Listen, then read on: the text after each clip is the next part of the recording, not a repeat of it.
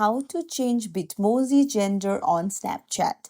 Hey everyone, welcome back to the channel. If you are new here, don't forget to hit the subscribe button and turn on the notification bell to not miss any updates. Today I'm going to show you how to change the gender of your Bitmoji on Snapchat.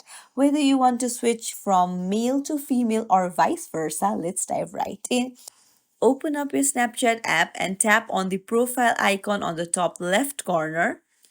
This will take you to your profile, and if you want to make some changes, you just have to tap on your avatar on the background, and then you will find the avatar option at the bottom right. Tap on it, and then now, what you can do is you can customize a Bitmoji by changing hairstyles.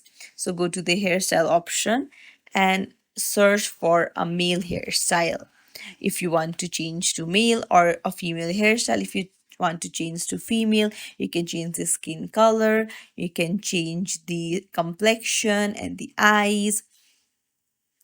You can do this, and then you can change to a male version and then change to a female version according to your wish by changing the facial features and the dresses, and hit save. That's it. If you found this tutorial helpful, don't forget to like and subscribe to our channel for more tips and tricks.